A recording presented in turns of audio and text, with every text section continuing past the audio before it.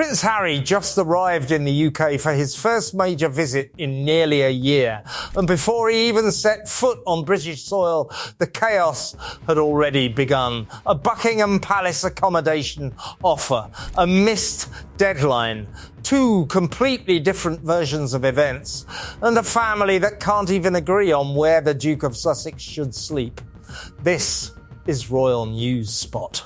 And today, we are breaking down the royal standoff that has left the palace divided. Let me take you inside what actually happened, because the details are extraordinary.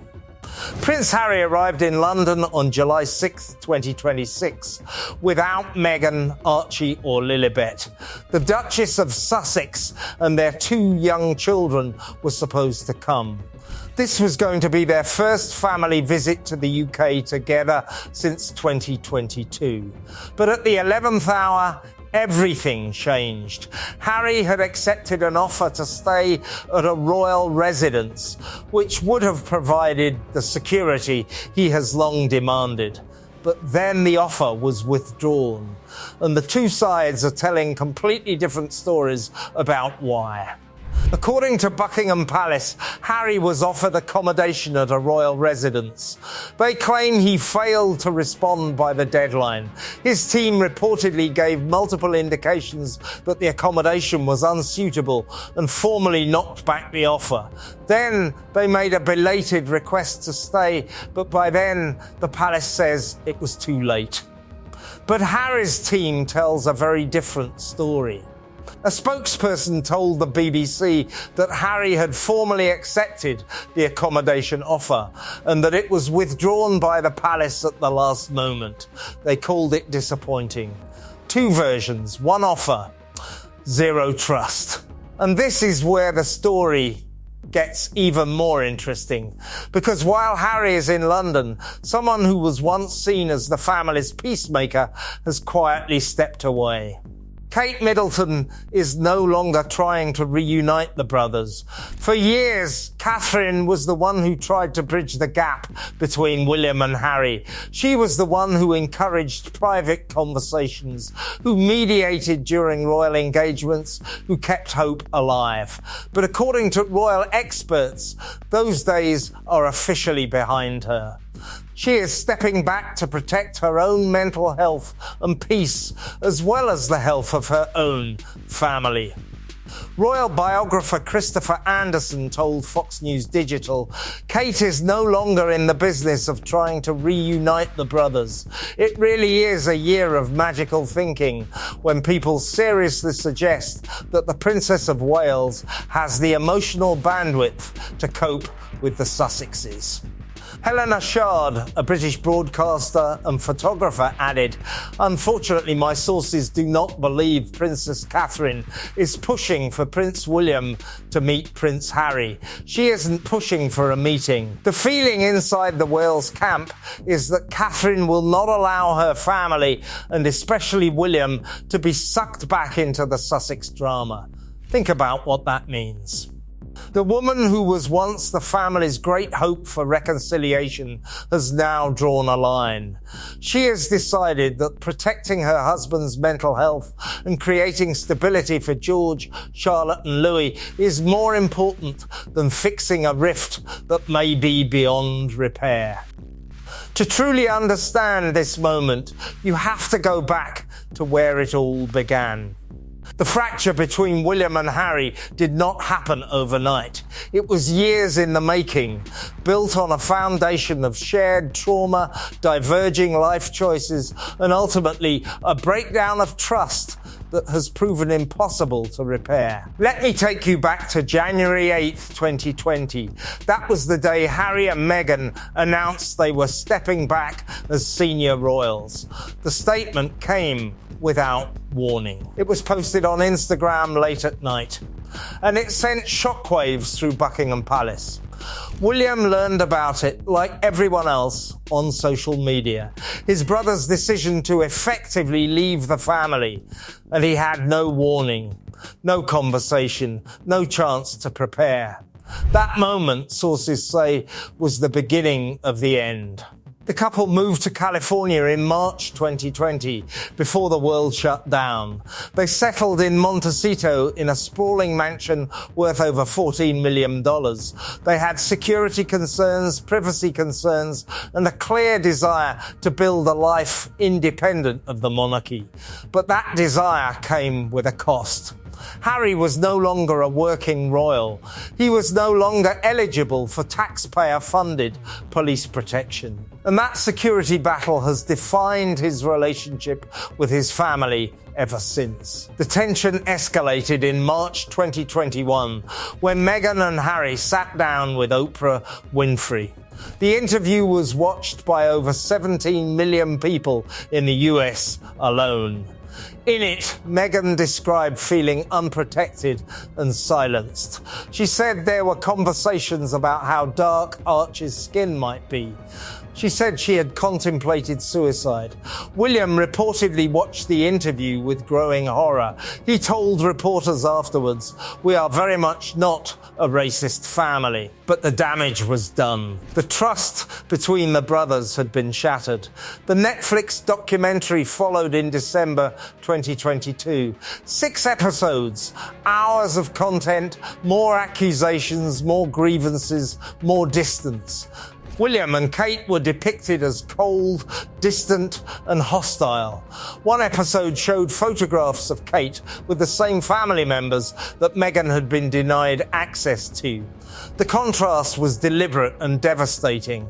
But the final blow came in January 2023 when Harry published his memoir Spare. The book was a relentless assault on his family. He described his brother as both his beloved brother and his arch nemesis. He wrote that William had physically attacked him during a dispute over Meghan's treatment. He called Camilla dangerous and accused her of leaking stories about him to the press. He described his father as disconnected and unable to express emotion. William did not respond publicly. He has never publicly responded to any of it, but sources close to him have described his reaction as one of profound hurt. A friend of the Prince of Wales told The Times, "William has been deeply wounded. He cannot see how the trust can be rebuilt. He is not standing in the way of a father seeing his son. But he will not be forced into a reunion he is not ready for." And now, years later, that pain is still visible. William has not seen his brother in person since the late Queen's funeral in September 2022. The two men have spoken only a handful of times since then, and according to sources, those conversations were brief, strained, and left nothing resolved. Harry has been open about his desire for reconciliation. In a BBC interview in May 2025, he said, "I would love reconciliation with my family. There's no point continuing to fight anymore. Life is precious. But reconciliation requires two willing parties, and William is not willing." Now, let me bring you back to the present moment, because the accommodation standoff is just the latest chapter in this long-running saga. It started with a simple offer. King Charles, hoping to see his grandchildren for the first time in 4 years, offered Harry and his family accommodation at a royal residence during their UK visit. The residence would have provided a secure base for the family, addressing some of Harry's security concerns. But then things got complicated. According to a Buckingham Palace source, Harry did not formally respond to the offer by the deadline. His team reportedly gave multiple indications that the accommodation was unsuitable. They formally declined the offer on Saturday morning. But then, later that same day, they made a belated request to stay. By then, the palace says it was too late. The residence had been allocated elsewhere. The offer was officially withdrawn. Harry's team tells a different story. A spokesperson told the BBC that Harry had formally accepted the accommodation offer. They said it was disappointing that the offer has now been withdrawn.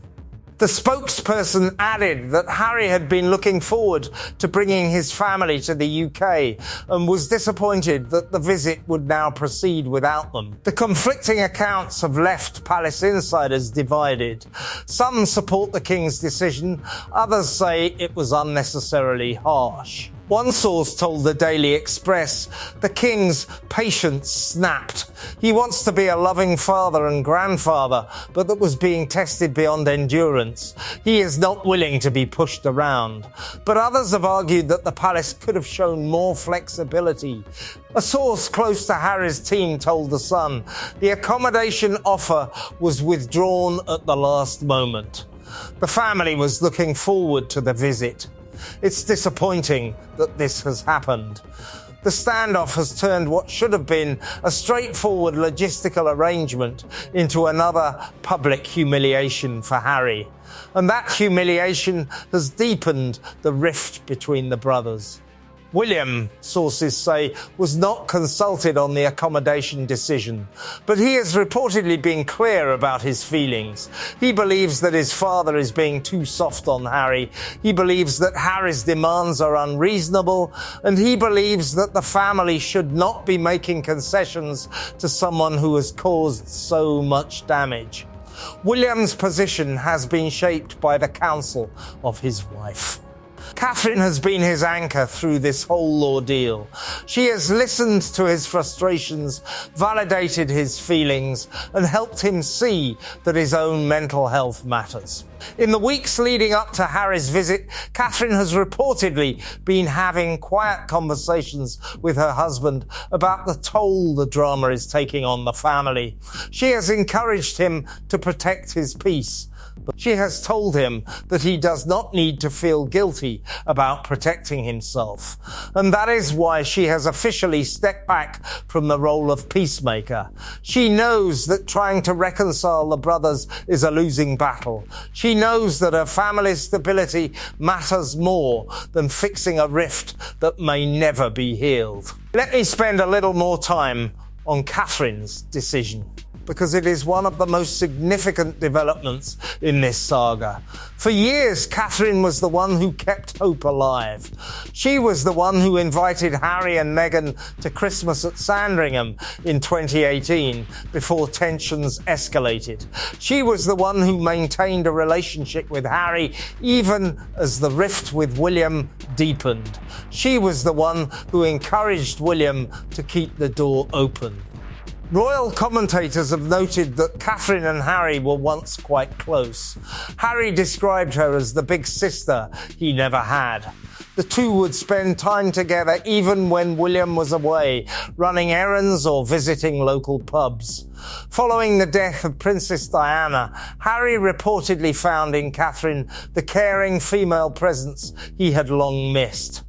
But that relationship, like so many others, has been damaged by the events of the past few years.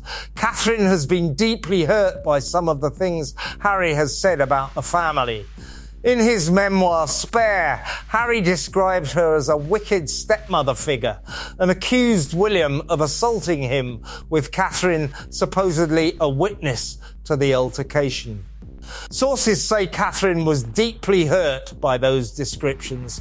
She had always treated Harry with kindness and warmth. To see herself portrayed in such a negative light was genuinely painful.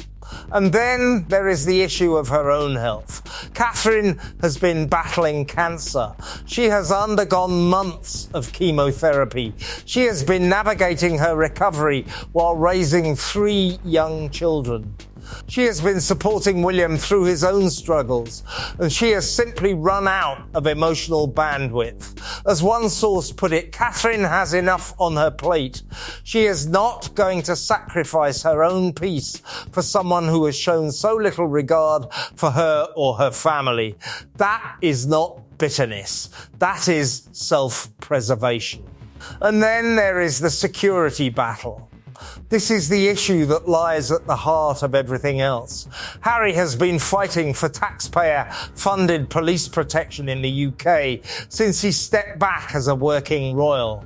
He has argued that private security teams operating in Britain lack the legal powers of arrest and institutional coordination with police that state-assigned protection officers have. He has pointed to a concrete example to illustrate the gap. During one of his court appearances in London earlier this year, his private security team identified what was described as a stalker in the public gallery, but had no legal power to intervene because the proceedings were in a public building. That incident became one of the clearest examples Harry's supporters have used to explain why he considers private protection insufficient. But the government has been steadfast in its refusal. The Royal and VIP Executive Committee, known as RAVEC, has denied Harry's request for police protection outside royal residences. They have argued that Harry is no longer a working royal and therefore not entitled to the same level of protection. Harry's team has called the decision bizarre and disappointing. They have pointed out that RAVEC had itself decided in November last year that an independent risk management board was necessary. Harry's team noted this week that board still has not met. Their statement read, "It is therefore difficult to understand how the proportionality of the current arrangements can credibly be maintained without that independent assessment. This security battle is not new. It has been going on for years. But it has taken on new urgency as Harry has sought to bring his family to the UK." In a BBC interview in May 2025, Harry said, "I can't see a world in which I would be bringing my wife and children back to the UK at this point, and the things they're going to miss is, well, everything. That is the thing that makes this story so tragic." Harry wants to bring his family to the UK. He wants his children to know their grandfather. He wants them to experience the country he grew up in. But he doesn't feel safe, and the family has not done enough to make him feel safe. But there was one part of the planned trip that added an entirely different layer of sadness to the chaos. According to IB Times, the trip was also supposed to include a stop at Princess Diana's resting place at Althorpe. Harry has visited his mother's grave before and reportedly brings flowers. Meghan visited with him in 2022, but Archie and Lilibet, now 7 and 5, have never seen it. So the travel plans carried a level of emotional freight that goes far beyond logistics or politics. Althorpe is the Spencer family estate where Diana is buried. It is a place of immense significance to Harry, who has said that he finds comfort there. He has spoken about bringing flowers and taking his children to the island where his mother is buried. The plan to include Althorpe in this visit was a gesture of hope. Harry wanted his children to know where their grandmother rests. He wanted to share that part of his history with them. But now, because of the accommodation standoff and security concerns, that visit is not happening.